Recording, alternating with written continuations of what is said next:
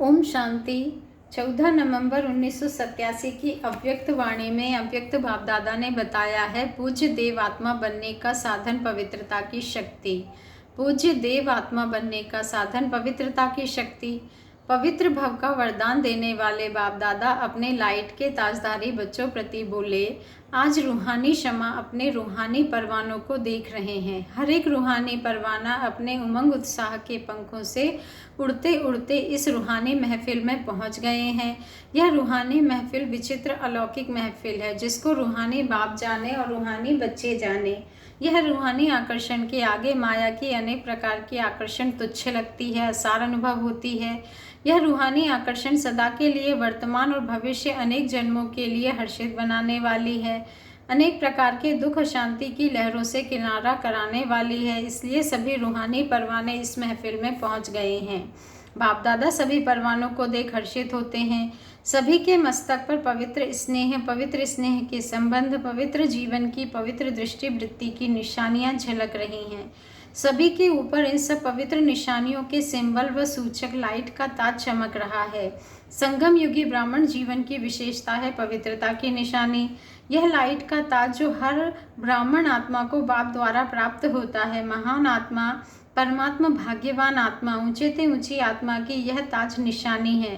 तो आप सभी ऐसे ताजदारी बने हो। बाप दादा व माता पिता हर एक बच्चे को जन्म से पवित्र भव का वरदान देते हैं।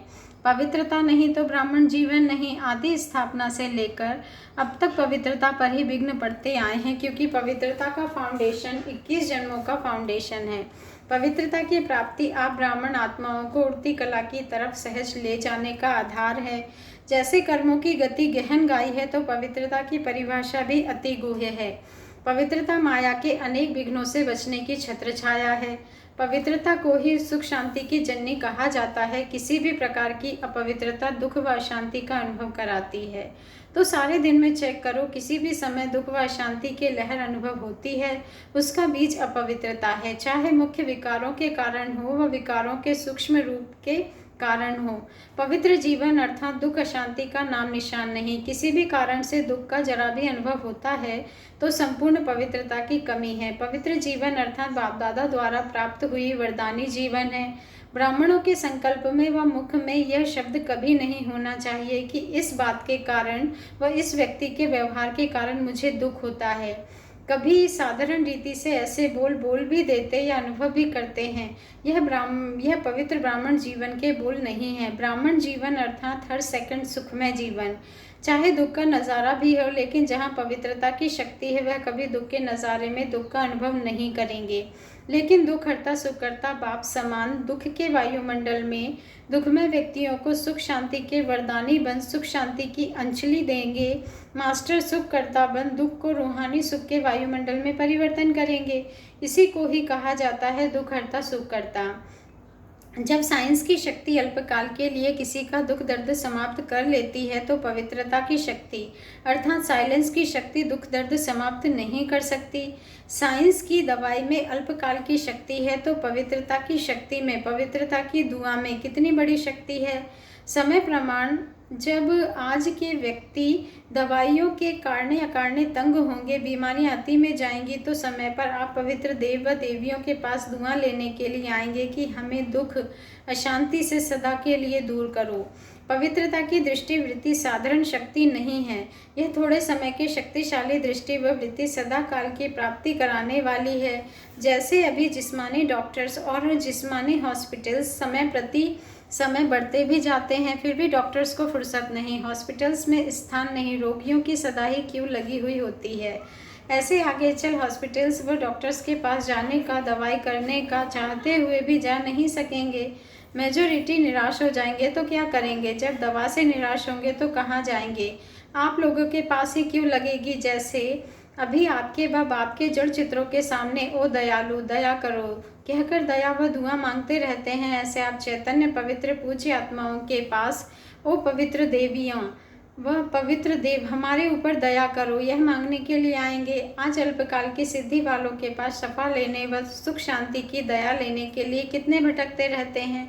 समझते हैं दूर से ही दृष्टि पड़ जाए तो आप परमात्मा विधि द्वारा सिद्धि स्वरूप बने हो।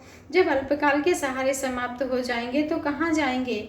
यह जो भी अल्पकाल की सिद्धि वाले हैं, अल्पकाल की कुछ न कुछ प्राप्तियों की विधियों से अल्पकाल की सिद्धि प्राप्त करते हैं। यह सदा नहीं चल सकती है। यह भी गोल्डन एज्ड आत्माओं को, अर्थात लास्ट में ऊपर से आई हुई आत्माओं को पवित्र मुक्ति धाम में आने के कारण व ड्रामा के नियम प्रमाण सतो प्रधान स्टेज के प्रमाण पवित्रता के फलस्वरूप अल्पकाल की सिद्धियां प्राप्त हो जाती हैं, लेकिन थोड़े समय में ही सतो रजो तमो तीन स्टेजेस पार करने वाली आत्माएं हैं, इसलिए सदा काल की सिद्धि नहीं रहती।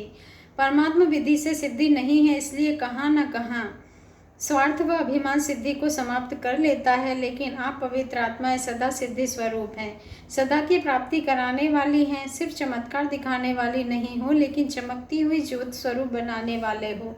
अविनाशी भाग्य का चमकता हुआ सितारा बनाने वाले हो। इसलिए यह सब सहारे अब थोड़ा समय के लिए और है, और आखिर में आप पवित्र आत्माओं के पास ही अंजलि लेने आएंगे।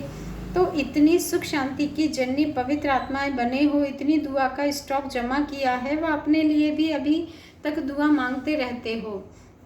कई बच्चे अभी भी समय प्रति समय बाप से मांगते रहते हैं कि इस समय पर थोड़ी सी दुआ कर लो, आशीर्वाद दे दो। तो मांगने वाले दाता कैसे बनेंगे? इसलिए पवित्रता की शक्ति की महानता को जान पवित्र अर्थात पूज्य देवात्माएं अभी से बनो। ऐसे नहीं कि अंत में बन जाएंगे।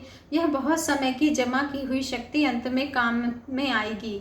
तो समझा पवित्रता की गुह्य गति क्या है? सदा सुख शांति की जननी आत्मा, यह है पवित्रता की गुह्यता।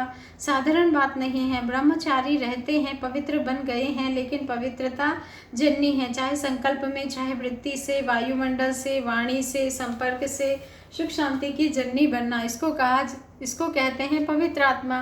तो कहाँ तक बने हो यह अपने आप को चेक करो। अच्छा, आज बहुत आ गए हैं। जैसे पानी का बांध टूट जाता है, तो यह कायदा का बांध तोड़कर आ गए हैं। फिर भी कायदे में फ़ायदा तो है ही। जो कायदे से आते उन्हों को ज़्यादा मिलता है, और जो लहर में लहरा कर आते हैं तो समय प्रमाण फिर इतना ही मिलेगा ना। फिर भी देखो, बंधन मुक्त बाप दादा भी बंधन में आता है। स्नेह का बंधन है, स्नेह के साथ समय का भी बंधन है, शरीर का भी बंधन है ना, लेकिन प्यारा बंधन है। इसलिए बंधन में होते भी आज़ाद हैं बाप दादा। तो कहेंगे भले पधारे, अपने घर पहुंच गए। अच्छा, चारों ओर के सर्व परम पवित्र आत्माओं को, सदा सुख शांति की जननी पावन आत्माओं को, सदा पवित्रता की शक्ति द्वारा अनेक आत्माओं को दुख दर्द से दूर करने वाली देव आत्माओं को, सदा परमात्मा विधि द्वारा सिद्धि स्वरूप आत्माओं को बाप दादा का स्नेह संपन्न याद प्यार और नमस्ते। और हम रूहानी बच्चों का रूहानी बाप दादा को स्नेह संपन्न याद प्यार, गुड मॉर्निंग और नमस्ते। शुक्रिया बाबा, शुक्रिया। हॉस्टल की कुमारियों से इंदौर ग्रुप, सभी पवित्र महान आत्माएं होना आजकल के महात्मा कहलाने वालों से भी अनेक बार श्रेष्ठ हो। पवित्र कुमारियों का सदा पूजन होता है। तो आप सभी पावन पूज्य सदा शुद्ध आत्माएं होना। कोई अशुद्धि तो नहीं है। सदा आपस में एकमत स्नेही सहयोगी रहने वाली आत्माएं होना। संस्कार मिलाना आता है ना, क्योंकि संस्कार मिलन करना यही महानता है। संस्कारों का टक्कर ना हो, लेकिन सदा संस्कार मिलन की रास करते रहो। बहुत अच्छा भाग्य मिला है। छोटेपन में महान बन गई, सदा खुश रहती हो ना। कभी कोई मन से रोते तो नहीं हो, निर्मोही हो। कभी लौकिक परिवार याद आता है। दोनों पढ़ाई में होशियार हो, दोनों पढ़ाई में सदा नंबर 1 रहना है।